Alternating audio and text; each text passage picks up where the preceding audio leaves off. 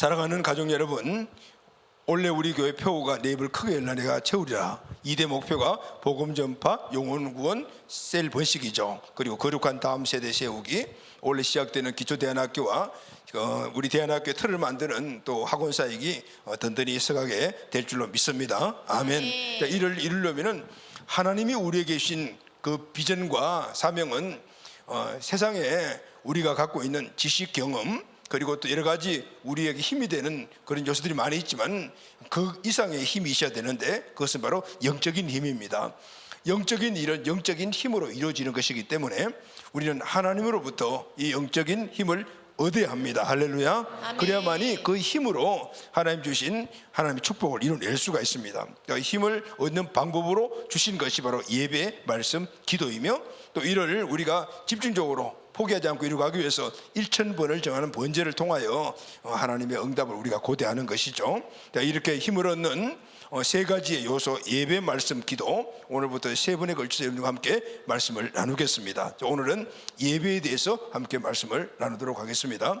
예배의 영광과 예배의 축복이 우리 공동체 온 가족들에게 풍성히 넘치기를 예수님의 이름으로 축복합니다. 아멘.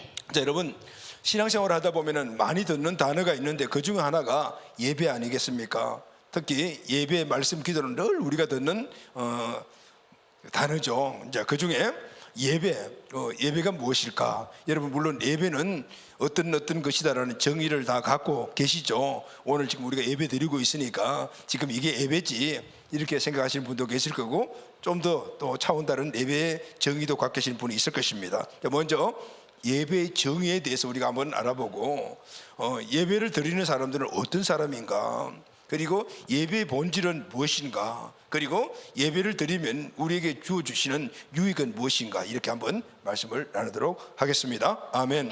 자, 여러분, 예배가 무엇입니까? 먼저 단어의 의미를 우리가 한번 찾아봅시다. 영어로는 worship이라는 단어를 사용한 이 예배는 최고의 가치가 있는 대상에게 존경을 돌리는 것이라는 뜻을 갖고 있습니다. 예배는 우리의 최고의 가치이신 하나님께 나의 모든 것을 다 드리는 것, 이것이 바로 예배입니다. 자, 여러분, 우리 예배하면은 오늘 이 자리에 모여서 예배 드리죠. 주일날 한번 예배당에 와서 목사님 설교 듣고 찬양하고 밥도 먹고 교제도 하고 그렇게 예배 드리는 것, 이런 정의를 대부분 갖고 계시죠.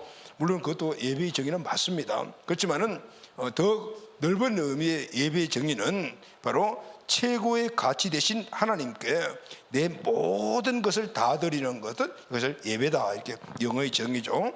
히브리어로는 예배를 아바드라는 단어를 사용을 했는데 바로 봉사, 섬김이라는 뜻을 갖고 있습니다. 그리고 또 다른 의미로는 굴복하다, 엎드리다라는, 그러니까 예배는 하나님을 섬기는 거다, 하나님께 굴복하고 하나님께 엎드려지는 것이다. 경배라는 의미가 바로 절하다는 뜻인데 같은 의미를 담고 있어요.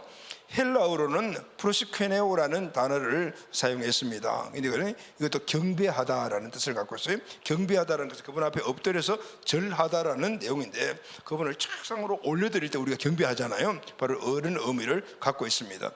라틴어로는 라트레이아라는 단어를 사용했는데 이것도 성금이라는 뜻이에요. 자, 이런 여러 단어를 종합해서 봤을 때 성경의 예배의 의미는 한결같이 섬김이라는 의미를 담고 있어요. 누구를 섬기죠? 하나님을 섬기는 거죠. 아멘. 섬길 때는 그분의 가치를 존중하기 때문에 우리가 섬기잖아요. 그래서 섬김이라는 의미를 담고 있어요. 그래서 예배는 여호와 하나님을 한 분뿐인 하나님으로 섬기는 일. 아멘. 아멘. 여러분, 세상에는 많은 하나님이 있어요. 우리나라의 하나님 누구죠? 당군이라고 이야기를 하잖아요. 그런데 여호와는 우리가 섬기는 하나님이세요. 여호와는 우리가 섬기는 신이시라고요. 그런데 그분은 한 분뿐인 분이에요. 그래서 예배는 바로 여호와 하나님, 그 한 분뿐인 하나님을 섬기는 일을 예배라고 하는 것이죠. 그럼 여러분, 구체적으로 하나님은 보이지 않는 분이잖아요. 그러면 보이지 않는 하나님을 어떻게 섬깁니까? 그 섬기는 일이 바로 예배라는 거예요. 할렐루야. 아멘. 아멘. 보이지 않는 하나님을 섬기는 것이 바로 예배인데, 그러면은 섬기는 도대체 어떻게 섬기느냐가 중요하잖아요. 바로 이 여러 단어의 예배의 정의를 종합을 하게 되면은 하나님을 어떻게 섬기냐, 하나님을 어떻게 예배하냐면은 하나님을 최고의 가치로, 하나님을 최고의 가치로 그분을 나의 주인으로 삼고, 그러니까 당연히 그분의 뜻을 따라서 살며, 그러니까 그분에게 내 모든 삶을 다 드리는 삶, 이것이 바로 예배다라는 거. 할렐루야, 아멘. 그 예배 가운데 하나가 오늘 이 귀중한 시간을 여러분들이 한 분뿐인 하나님 여호와께 나와서 예배를 드리고 있는 겁니다. 그런데 예배의 포괄적 의미는 오늘 이 자리뿐만 아니라 내 삶 전체 영역에서 하나님을 하나님으로 여호와 하나님을 한 분뿐 하나님 인정을 하고 그분을 섬기는 거예요. 그분께 예배하는 내 삶 전체가 그렇게 올려지는 것이 예배다라는. 아멘. 그래서 여러분, 유명한 에드워즈 목사님은 이 예배의 삶을 살아가는 우리들이 어떻게 해야 될 것인가 이렇게 말했어요. 하나님은 무한한 사랑스러움과 명예와 권위를 지니신 분이므로 하나님을 사랑하고 존경하고 순종해야 하는 나의 의무, 그분은 무한하신 분이시고 사랑에 한없는 그분, 나의 조물주가 되신 분이기 때문에 우리가 하나님을 사랑하고 그분을 존경하고 순종하는 것은 마땅한 의무다. 그런데 이 의무는 무한하다 그랬어요. 다시 말하면 한두 번 하고 마는 것이 아니고, 그냥 일주일에 한 번 예배 드리고 끝나는 게 아니고, 일주일 내내 한 주간만 하는 것이 아니고, 한 달 내내 하는 것이 아니고, 우리의 평생의 삶에서 하나님을 존귀하게 여기며 그분의 뜻을 찾아서 그분의 뜻대로 살아가는 삶을 살아가는 것이 예배다. 할렐루야, 아멘. 네. 자, 그러면은 궁금한 게 하나 있잖아요. 그렇게 예배를 드리면 나한테 주는 게 뭐가 있는데, 내가 얻는 게 뭐가 있는데, 내게 유익이 뭐지? 이런 생각을 하죠. 예배의 유익이 무엇일까요? 자, 그럼 여기서부터 우리가 중요한 것 하나가 있습니다. 예배는 하나님이 우리에게 하라라고 말씀하셨죠. 그러니까 예배에 하나님이 우리 하라고 했을 때 예배는 유익이 있는 거예요. 왜 그러냐면은 하나님의 말씀, 하나님이 우리에게 주신 모든 말씀은 모두 우리에게 유익한 거예요. 할렐루야, 아멘. 하나님이 우리에게 하신 말씀들이 있죠. 해라, 하지 말아라. 성경 말씀이 있죠. 이건 하고 이건 하지 말아라. 그 중에 하나가 예배해라, 말씀 읽어라, 기도해라, 그러죠. 그리고 전도해라, 이런 말씀들을 하시잖아요. 그리고 또 이건 하지 말아라, 이런 말씀이 있죠. 근데 그 말씀이 다 누구에게 하신 말씀이에요? 저와 여러분들에게 하신 말씀이에요. 이스라엘에게 하신 말씀입니다. 그것은 바로 예수 믿고 구원받은 하나님의 자녀에게 하신 말씀이에요. 우리 부모님들 계시죠? 자녀들에게 뭐라고 말해요? 이거 해, 하지 마, 이런 말씀 많이 하잖아요. 그게 왜 그렇게 하시죠? 우리 자녀에게 유익하기 때문에. 근데 문제는 받아들이는 우리 입장이죠. 하나님은 우리에게 하신 말씀이 다 유익한 것이기 때문에 하라, 하지 마라 했는데, 우리는 내 마음대로 내 뜻대로 판단하고 평가하는 거, 이건 싫어, 이건 안 할 거야. 그래서 하나님 주신 유익을 누리지 못할 때가 많이 있는 거죠. 예배는 하나님이 우리에게 하신 약속이기 때문에 오늘 예배는 무조건 우리에게 유익합니다. 할렐루야. 예배뿐만 아니라 하나님이 하신 모든 말씀들은 우리가 그 말씀을 듣고 행동을 옮기면 나에게 유익이 되는 거예요. 자, 여러분, 인간이 유일한 경배 대상이신 하나님께 예배하면 그 예배를 통한 예배자들, 우리에게 있는 유익이 뭘까요? 그것은 하나님의 무한한 은혜와 사랑과 능력과 축복을 부어주시는 거예요. 할렐루야, 아멘. 이게 하나님 입장에서는 예배의 목적이에요. 우리 입장에서는 어떻게 하나님께 영광을 돌리고 섬기지만은, 그러나 그 관계를 통해서 하나님은 우리에게 무한하신 하나님의 은혜, 하나님의 사랑, 능력, 축복을 부어주시는 거예요. 할렐루야. 그러니 예배는 우리에게 얼마나 유익합니까? 그래서 예배는 우리 인생의 모든 길, 그게 좋은 길이든 나쁜 길이든 간에 광야와 같은 길이면 세계를 여는 통로가 되게 하시고, 그리고 우리에게 지금 상황에서 이 좋은 환경이라면 더 좋은 환경으로 우리를 인도해 주시는 길이 되는 거예요. 할렐루야, 아멘. 그것은 예전에 우리 힘으로 살면서 내가 만들어 갔던 그런 길과는 전혀 다른 그런 새로운 길이다, 그 말이에요. 여러분, 내 인생의 삶이 광야와 같은 그런 척박한 길이라고 생각하는 분이 계십니까? 그러면 우리가 예배자가 될 때 하나님께서 부으시는 바로 하나님 능력과 사랑과 능력의 축복을 받게 되면 우리에게 새 길이 열려지는 거예요. 할렐루야, 아멘. 하나님은 예배를 통해서 우리 모두에게 새로운 길을 열어주시는 거예요. 광야와 같은 길은 적과 꿀이 흐르는 길로 열어주시고, 우리 삶이 지금 내가 만족하다면 그보다 더 크게 만족한 삶으로 인도하여 주시고 열어주시는 그 통로가 예배라는 거예요. 아멘. 아멘. 이사야 43장 18절에서 19절 말씀을 다 같이 읽겠습니다. 시작. 너희는 이전 일을 기억하지 말며 옛날 일을 생각하지 말라. 보라, 내가 새 일을 행하리니 이제 나타낼 것이라. 너희가 그것을 알지 못하겠느냐. 반드시 내가 광야의 길을 사막에 강을 내리니 내리니. 반드시라고 해서 반드시 이전 것은 잊어버려라. 너희는 새로운 백성이 되지 않았냐. 그렇기 때문에 이제는 나와 밀접한 관계와 그리고 그 관계를 맺는 예배의 삶이 이루어지게 되면은 너희들에게 새 길이 열려질 것이고 너희 모든 삶의 영역에 은혜의 담비가 내려져서 척박한 광야와 사막이 옥토로 바뀌어질 것이다 라는 거예요. 할렐루야. 아멘. 아멘. 자, 젖과 꿀이 흐르는 땅으로 변화된 삶을 살려면은 내가 해야 될 일이 무엇인가 하면은 바로 이사야 43장 1절이에요. 시작. 이 백성은 내가 나를 위하여 지었나니 나를 찬송하게 하려 하심이니라. 아멘. 하나님이 오늘 우리 인생을 만드셨잖아요. 지으셨잖아요. 우리를 만드셨는데 왜 지으셨냐면은 나를 위하여 지었다는 거죠. 여러분, 나를 위하여 지었다니까 우리는 그러면 하나님이 우리를 지었고 우리를 갖다가 피조물을 만들어 마음대로 그냥 이거 대고 저것다가 부려먹으려고 만드셨냐? 이런 생각이 들고 그런 마음들이 좀 드신 분도 아마 계실 것 같아요. 근데 여러분, 오늘 이 말씀이 뭐냐면 이 백성은 나를 위하여 지었나니 뭐예요? 내 뜻을 만족하기 위해서 지었다. 하나님 뜻이 뭐냐면은 만드신 피조물들에게 복을 주시는 거예요. 할렐루야. 아멘. 그들의 삶을 열어주시는 거예요. 아멘. 아멘. 그들이 하나님을 떠나 죄를 지어서 관계 단절됐는데 다시 회복되게 되면은 하나님 놀라운 은혜와 축복들, 원래 인간을 만드신 그 목표들을 이루어 주시겠다는 거예요. 아멘. 아멘. 그런데 그 이루어 주신 축복이 뚝 떨어지는 것이 아니고 나를 찬송하게 하면 찬송하는 자에게 그 은혜를 베풀어 주시는 거예요. 왜냐하면은 만나야죠. 아멘. 요즘은 택배가 일상화됐지만은 그러나 여러분 주고받는 건 만남으로 주고받는 거예요. 택배로 누가 이렇게 선물을 주면은 기분이 별로 안 좋은 건 아니겠다. 공짜로 주니까 기분은 좋긴 좋은데 근데 좀 거시기 하죠. 왜냐하면은 이 선물을 주는 사람이 직접 눈을 보고 받아야지 기분이 좋죠. 하나님은 오늘 우리에게 만나서 복을 주시는 거예요. 할렐루야. 아멘. 만나서 복을 주시기 위해서 그 통로로 예배를 만드셨단 말이에요. 아멘. 아멘.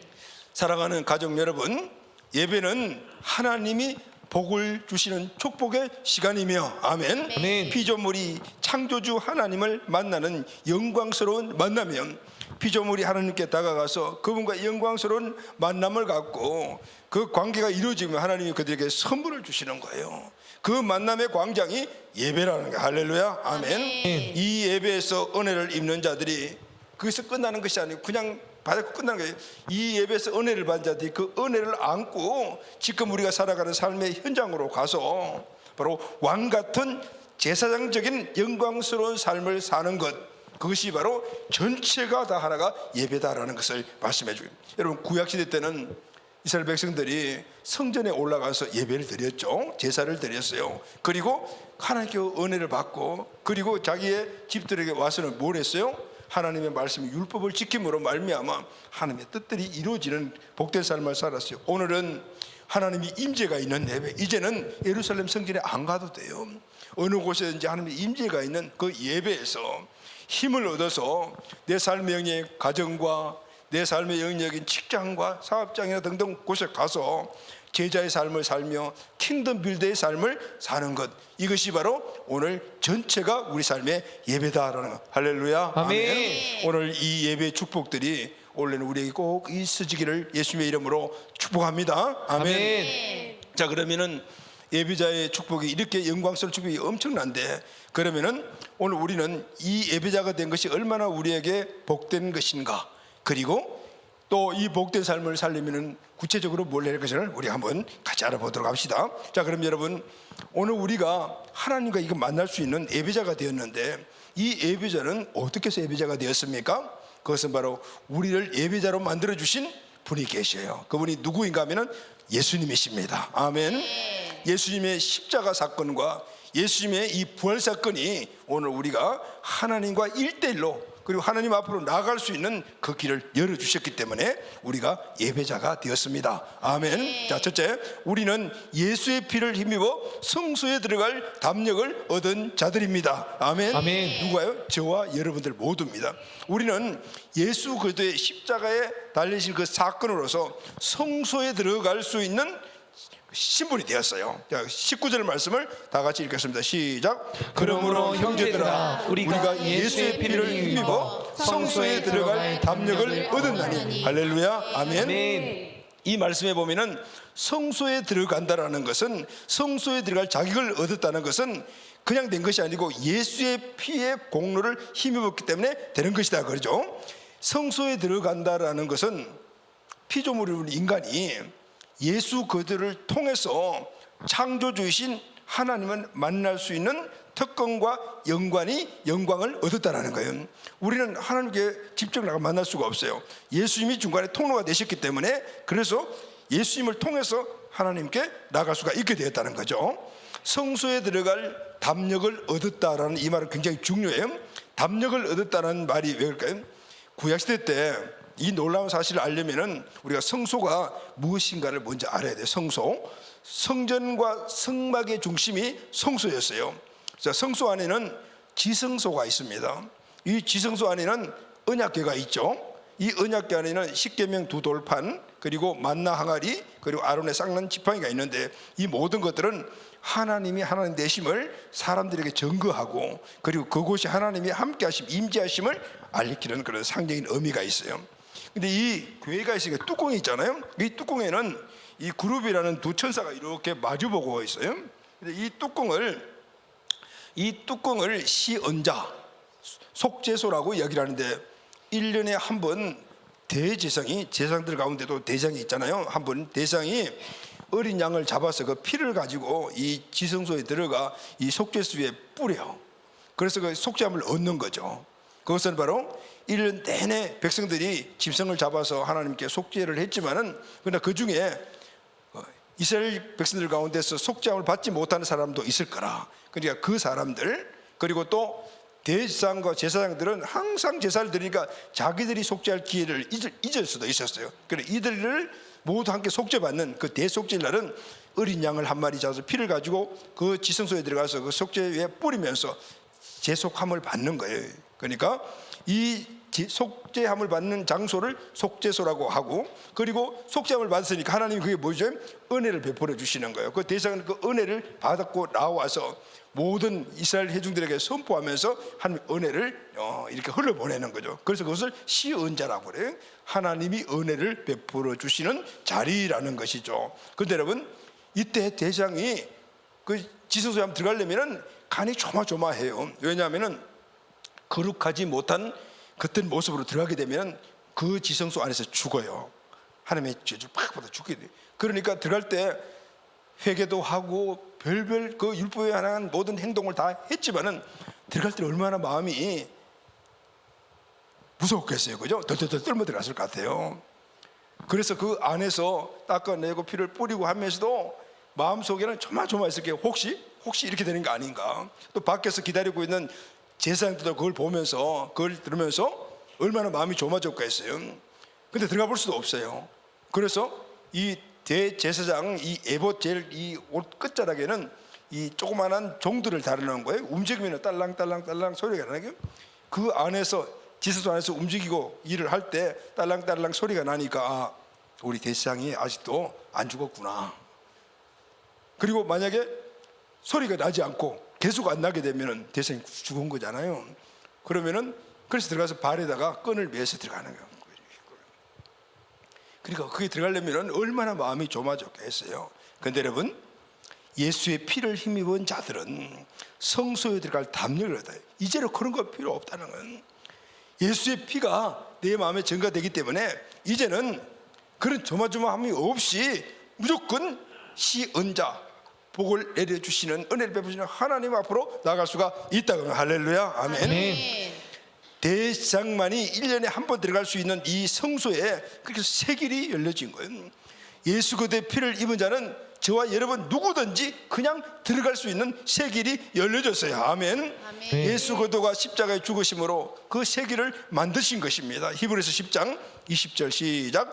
그 길은 우리를 위하여 휘장 가운데 열어오신 새로운 살길이요 휘장은 곧 그의 육체니라. 예수님이 아멘. 십자가에서 육체가 다 찢어지심으로 말미암아 오늘 우리가 살 새로운 길이 열려진 겁니다. 지옥 가고 불행하게 살 그런 척박한 땅에서 그냥 영원히 살다가 그렇게 살아갈 수밖에 죽을 수밖에 없는 우리 존재들이 새로운 살 길이 바로 예수님이 몸을 찢으심으로 이제 하나님께 담대하게 나갈 수 있는 그 은혜를 받은 장소로 나갈 수 있게 되었기 때문에 새로운 살 길이 열려졌다거나. 아멘. 아멘. 죄인은 거룩하신 하나님께 직접 나갈 수가 없어요. 예수 그리스도를 통해서만 하나님께 나갈 수가 있습니다. 예수 그리스도가 내가 하나님께 나가는 유일한 길이 된 것이죠. 요한복음 14장 6절 말씀을 다 같이 읽겠습니다. 시작. 예수께서 이르시되 내가 곧 길이요 진리요 생명이니 나를 알지 않고는 아버지께로 올 자가 없느니라. 아멘. 이제 예수 그리스도의 십자가로 말미암아 지성소에 들어갈 새 길이 활짝 열렸던 예수님을 통해 이 놀라운 은혜가 저와 여러분들에게 주어졌어요. 할렐루야. 아멘. 아멘. 그 은혜를 누리는 방법이 예배다 그 말이에요. 아멘. 아멘. 예배는 예수님을 믿고 구원받은 자들이 하나님께로 나아가는 길이며 통로, 하나님을 섬기고 하나님의 은혜를 공급받는 통로, 그 길이라는 우리가 여러분 예배를 생명같이 여겨야 될 이유가 바로 이것 때문입니다. 여러분 오늘 우리는 이 몸을 유지하기 위해서 아침, 점심, 저녁 중간중간에 간식도 먹고 밥도 먹고 영양가 있는 거라면 다 찾아서 먹잖아요. 왜 그렇죠? 생명을 유지하기 위해서. 우리에게 주신 영원한 새로운 생명을 유지하는 길은 하나님께로부터 그 에너지를 공급받는 길밖에 없는 것입니다. 오늘 예배는 하나님부터 그 은혜를 공급받고 에너지를 공급받아 우리의 새로운 생명이 강성해지는 거예요. 만약에 이 은혜를 공급받지 못하면 우리의 새로운 생명이 죽는 거예요. 그래서 여러분 오늘 우리는 예배를 생명같이 하게 될 이유가 바로 이것인 거예요. 아멘. 영혼의 힘을 얻어야만이 범사와 강건의 복을 누리게 되는 줄로 믿습니다. 아멘. 모든 위치들이 여기서부터 이렇게 시작되는 거예요. 우리의 생명과 삶의 모든 것이 예배에 달려 있다는 사실은 바로 생명을 공급받기 때문에 오늘 이 자리가 여러분 우리 모두에게 생명이 공급받는 기도로 말씀으로 우리 성도의 교제를 통해서 그 통로이기 때문에 하나님이 그 통로를 통해서 우리에게 생명을 공급해서 말씀 통로를 통해서 생명이 공급되고 기도할 때 그 기도라는 통로로서 생명이 공급되고 여러분과의 사랑의 교제를 통해서 그 교제라는 통로를 통해서 생명이 우리에게 공급이 되는 거예요. 할렐루야. 아멘. 그리고 그 공급된 힘을 가지고 우리는 문을 열고 나아가 내 삶의 영역에서 그 힘으로 살아내는 거예요. 이것이 바로 예배라는 거예요. 할렐루야. 아멘.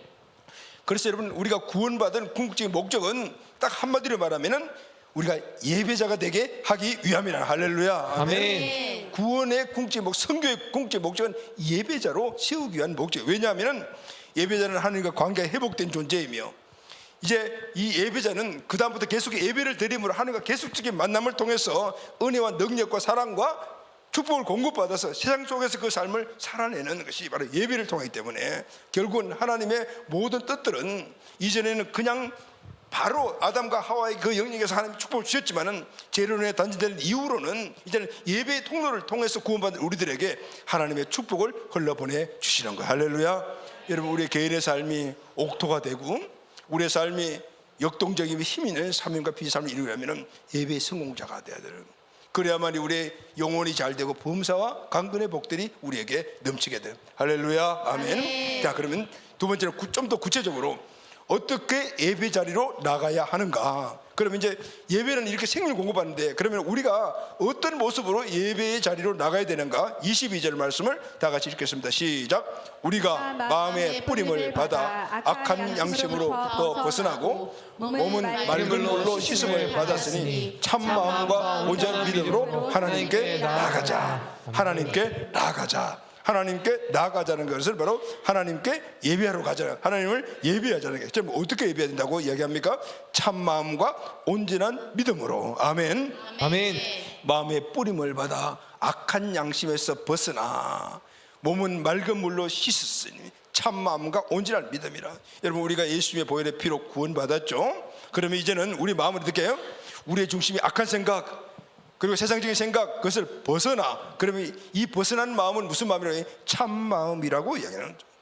그러면은 마음의 중심이 예수 그리스도가 됐든 악으로 벗어난 그런 양심을 가진 마음이 되게 되면은 몸은 맑은 물로 씻음받아. 그때 우리의 몸은 어떻게? 몸은 움직이면서 행하는 삶을 살잖아요. 그때 이 몸은 완전히 하나님 아버지의 뜻을 따라서 살아가는 온전한 믿음의 삶을 살게 된다는 거죠. 아멘. 아멘. 자, 그럼 여러분, 이 믿음이 하나님께로 나가는, 하나님께 나와도 하나님께 통로가 팍 열려져야지 축복을 우리가 누리잖아요.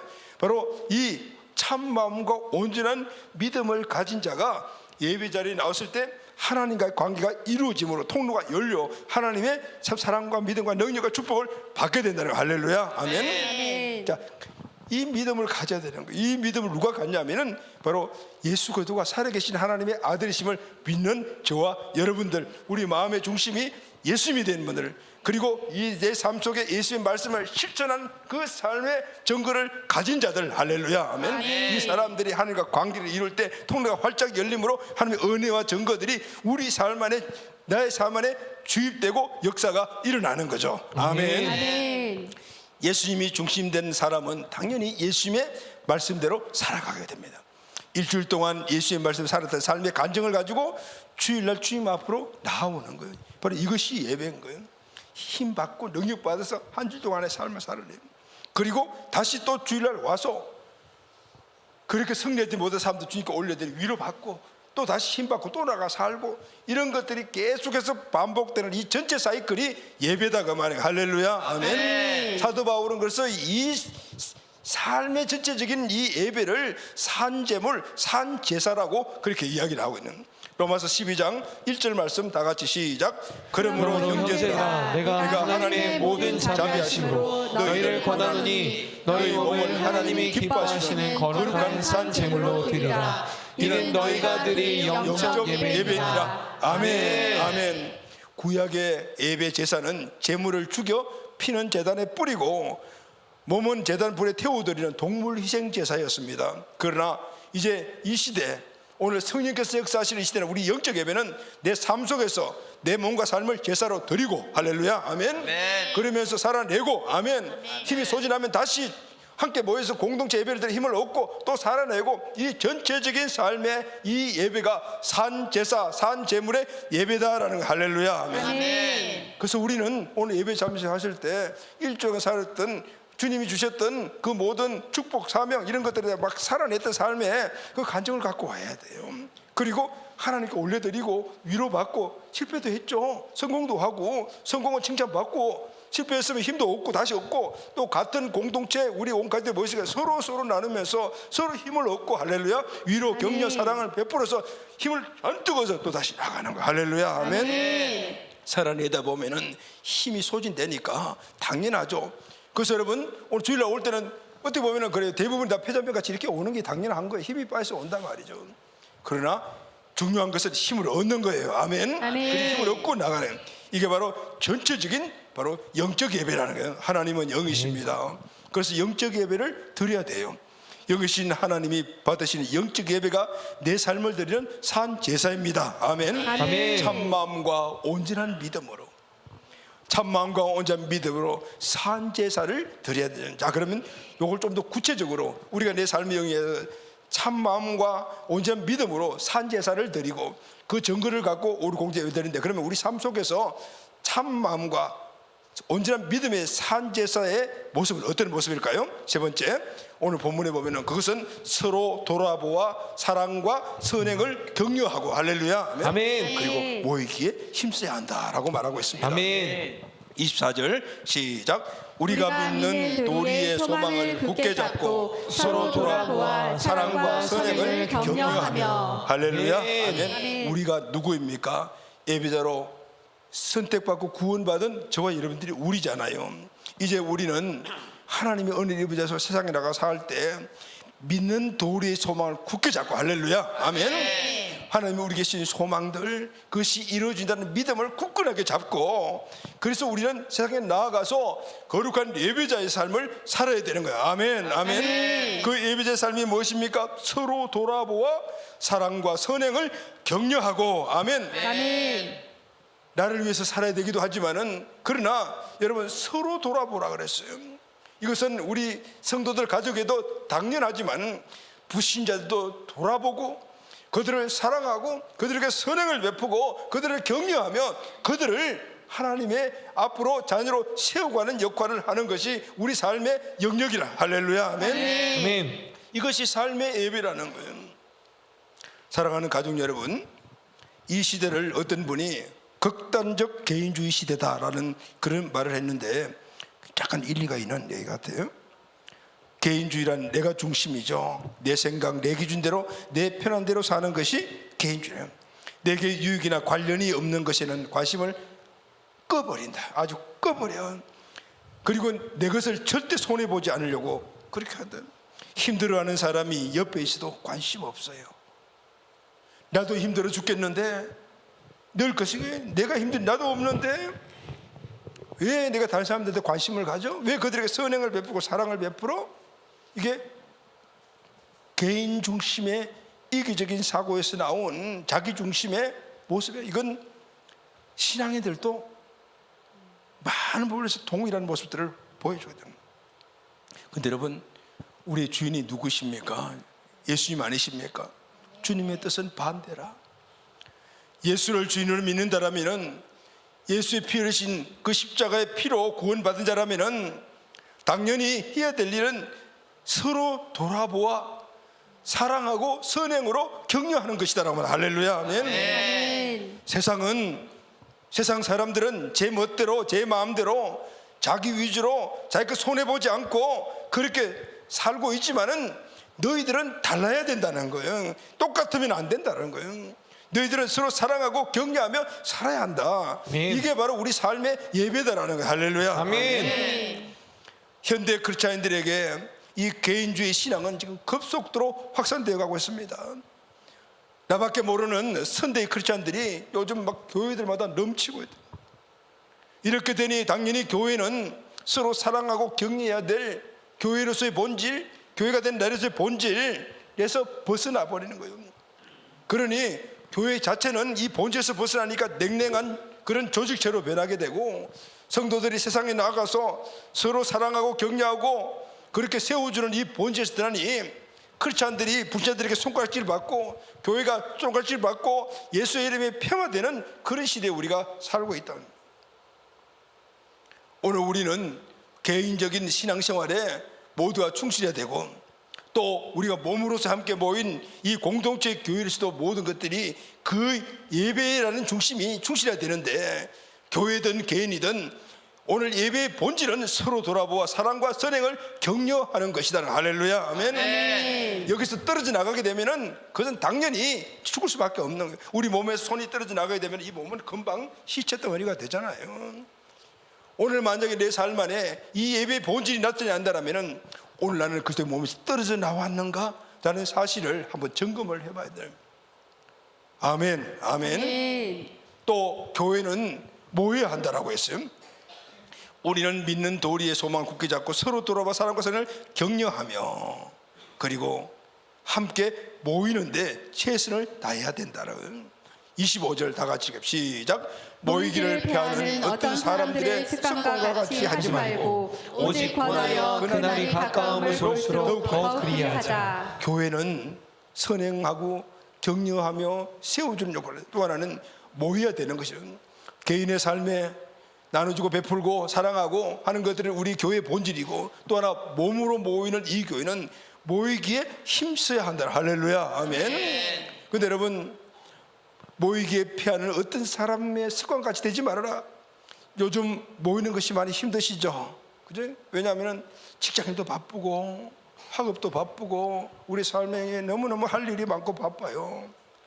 그래서 모이기에 힘쓸 수가 없다라고 생각해요. 너무너무 바빠서. 근데 여러분, 모이기에 힘쓸 수가 없는 이유가 그게 이유가 아니에요. 왜 우리가 모이기에 힘이 드냐 하면은 이유는 오늘 본문의 말씀 보면은 그날이 가까이 오기 때문이다라고 말하고 있어요. 바빠서 힘든 일이 많아서 그래서 모이기 힘든 게 아니고 그날이 가까워오기 때문에 모이기가 힘들다라는 건, 그날이 여러분 무엇입니까? 그날은 바로 예수님이 이 땅에 재림하시는 날이에요. 성경을 보면 지금은 그 예수님이 재림하시는 말세의 침 아래 우리가 살고 있다는 건, 그걸 어떻게 알 수 있죠? 성경의 말세 침 아래 나타나는 표정이 딱 가장 중요한 하나가 자기를 사랑하고 그래요. 자기애, 자기 중심, 자기 생각과 멋대로 살아가는 것들이 온 세상에 편만할 것이라. 세상 왕 마귀는 자기의 날이 얼마 남지 않음을 너무나 잘 알고 있어요. 그래서 한 명이라도 더 낙오자를 만들어서 구원에서 떨어져 나가게 만들어요. 그래서 우는 사자처럼 찾아 나서고 있다.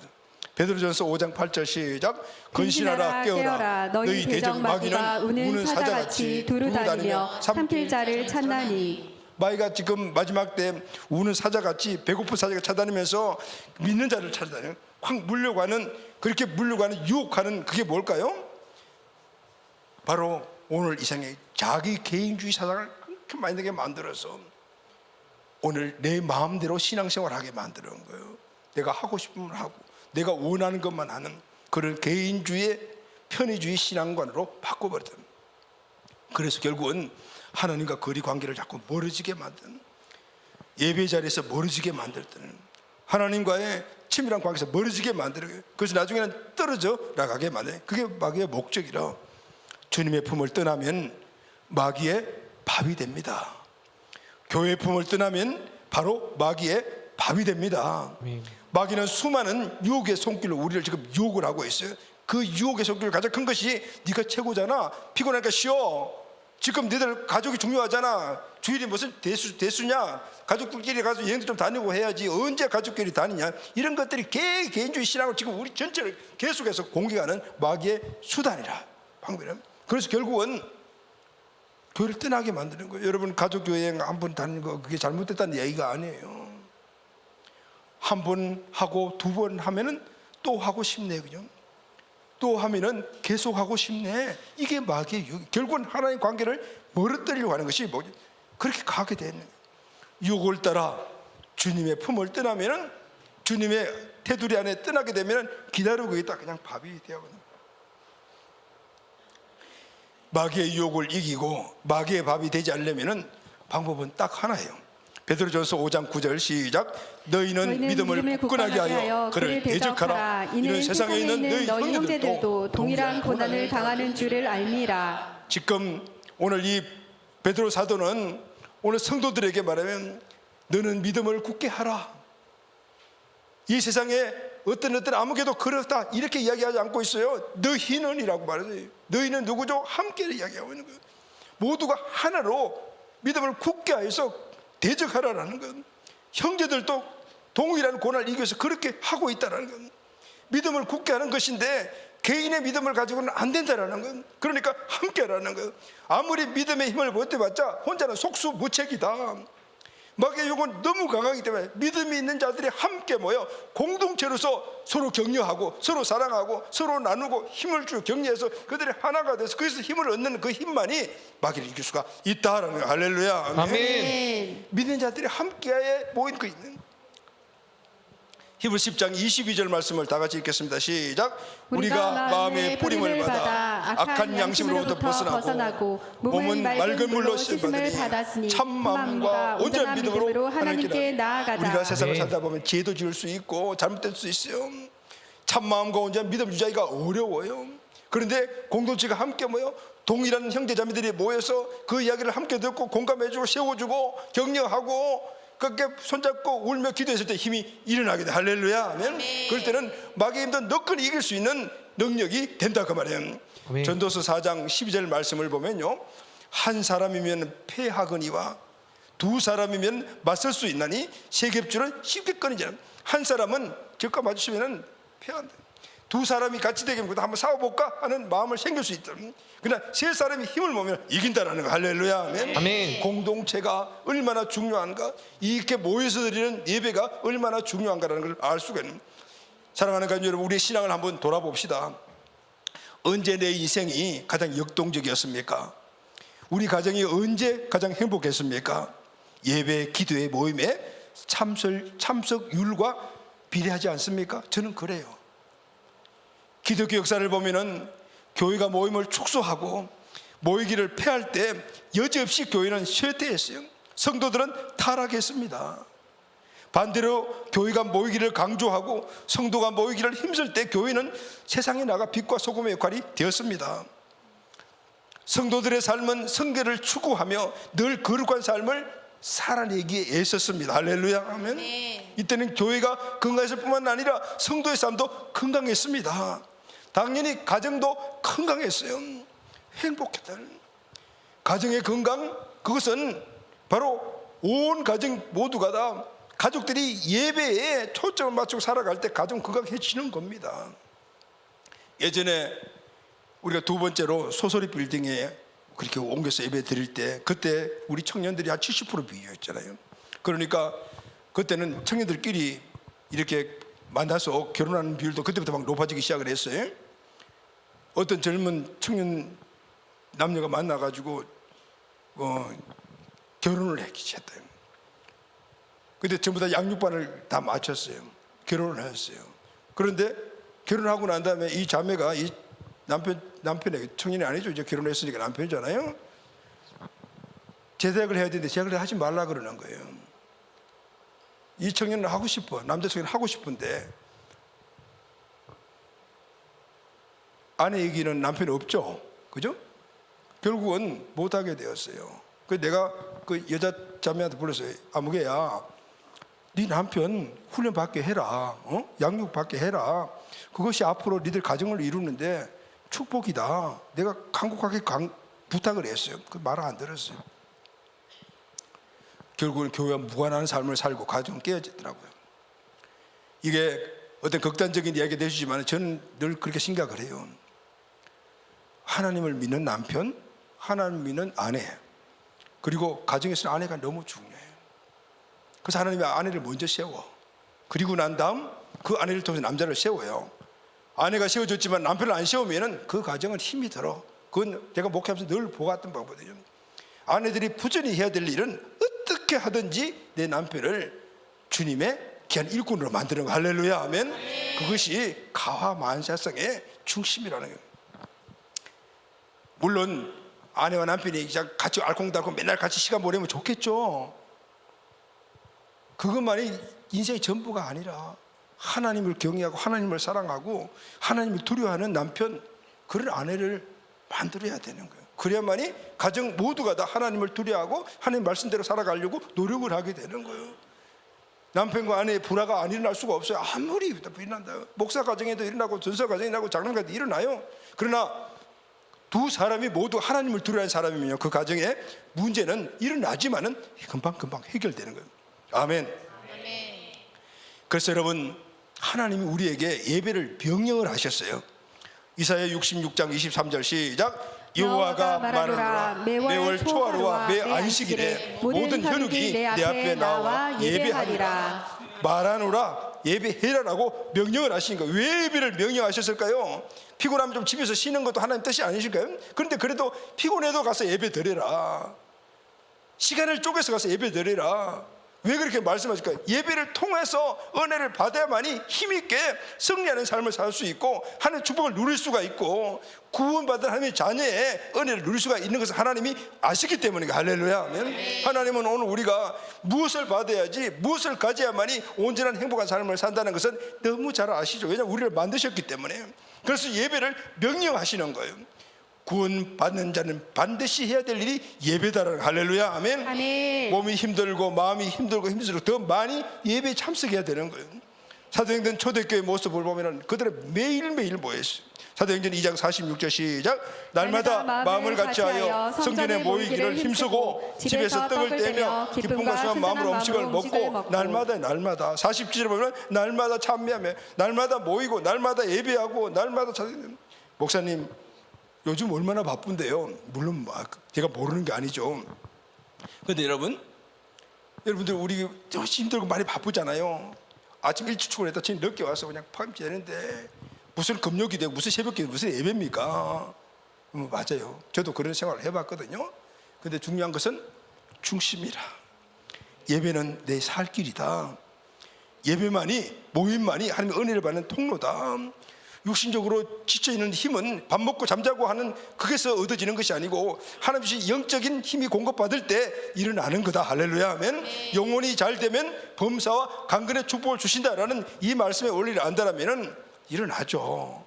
그렇다고 해서 여러분 힘들고 정말인데 억지로 그냥 코끼서 데려오라 이런 얘기들 아닌 거예요. 중심이 중요한 거예요. 근데 여러분 그 마음의 중심이 있게 되면요 어째 내 몸을 따라가게 돼. 할렐루야. 아멘. 아멘. 영이 끌고 가는 거예요. 마음이 끌고 가더라고요. 저도 수없이 많은 그런 24시간이 아니라 48시간을 하루에 살아보는 그런 경험들이 있어요. 그 중에서도 새벽기도 한 번도 빠져본 적이 없어요. 목회자니까 아니요. 목회자 아닐 때. 왜냐하면 하나님의 은혜를 받아야지 내가 산다는 것을 내가 직접 체험하니까 은혜 있는 자리에 안 나갈 수가 없는 거예요. 그래서 우리는 모이는 교회가 좋은 거예요. 할렐루야. 모이는 것이 많은 교회가 좋은 거예요. 자, 마지막으로 예배 유익이 뭐죠? 첫째, 모여야만 강한 믿음을 소유할 수가 있습니다. 할렐루야. 아멘. 왜냐하면 생명력을 공급받거든요. 우리 생명을 매일 공급받아요. 그래서 여러분 계속 공급받아야 되니까 우리는 계속해서 예배해야 되는 거예요. 할렐루야. 아멘. 모임의 예배, 내 삶의 영역에서 하나님을 인식하고 늘 그 관계 있는 이 예배가 늘 있어야 된다 그 말이에요. 아멘. 둘째는 영적 전쟁에서 승리할 수가 있기 때문입니다. 아멘. 에베소 6장 12절 말씀을 다 같이 읽겠습니다. 시작. 우리의 실험은 혈과 육을 상대하는 것이 아니요 통치자들과 권세자들과 이 어둠의 세상 주관자들과 하늘에 있는 악의 영들을 상대함이니라. 신앙생활은 악한 영들과의 고강도 영적 전쟁입니다. 전쟁을 이기려면 힘을 공급받고 능력을 공급받고 군수품을 공급받아야 돼요. 그 자리가 바로 하나님으로부터 공급한 자리가 예배라는. 할렐루야. 아멘. 건강한 교회가 되기 위해서는 모이기를 피하면 안 됩니다. 더 많이 모임을 가져야 합니다. 코로나로 인하여 정부의 강한 제재가 있을 때가 있었잖아요. 그때 우리가 얼마나 영혼이 피폐하고 삶이 피폐해졌습니까? 그래서 지금도 그때 그것이 습관화되어서 모이기를 피하는 그런 경향을 갖는 성도와 교회가 있어요. 어떤 분이 그렇게 물어요. 목사님, 네, 꼭 모여서 예배드려야 합니까? 꼭 모여서 예배 드려야 합니다. 주일 축제 예배, 오후 찬양 예배, 셀그룹 예배, 여러분 꼭 모여서 예배 드리십시오. 그것이 우리 인생에 내 생명이 살 길이라고 생각하면 안 드릴 수 있겠어요? 거기서 내가 공급받는 것이 없다라고 생각을 하니까 그건 나하고 무관하다고 생각을 하는 거예요. 오후 예배에 찬양의 기름 붓이 얼마나 강한데 우리 작년 공동체는 사람들이 안 보여. 그건 나하고 정말 잘 맞지 않아. 그 애들이나 드리는 예배, 애들 드리는 예배가 어디 있어요? 예배는 하나님께 드리는 거죠. 또 어떤 분이 이렇게 이야기를 해요. 또 피곤하고 할 때는 집에서 영상으로 드리면 안 됩니까? 안 됩니다. 특별한 개인적인 경우가 있죠. 몸이 아파서 병원에 입원했거나 아니면 원래 출장을 했거나 출장을 가더라도 저는 꼭 가서 예배 드리라고 그래 이야기해요. 그렇지만은 그것이 본질적인 예배가 아니라 사실을 우리는 먼저 알아야 되는 겁니다. 왜냐하면 예배는 하나님을 만나는 거예요. 영상으로 하나님을 보지 만나지 못합니다. 직접 만나야 되는 거예요. 그래서 함께 모여서 예배를 드려야 돼요. 그리고 우리는 몸으로 하나가 되었기 때문에 같이 모여서 예배를 드려야 되는 거예요. 예수 그리스도가 머리, 여러분 우리 각각 한 사람이 다 우리 지체잖아요. 모여서 예배 드릴 때 예수 그리스도의 은혜들이 우리 몸 전체로 흘러가게 되어 있어요. 아멘. 아멘. 또 하나는 은혜는 하나님의 생명이 흘러가는 거예요. 하나님의 말씀은 지식으로 받으면 아무 변화가 없어요. 성령의 역사를 통해서 섭비리 정신으로 우리가 흘러와야 돼요. 그래서 여러분 설교자와 예배자는 눈과 눈이 마주쳐야 돼요.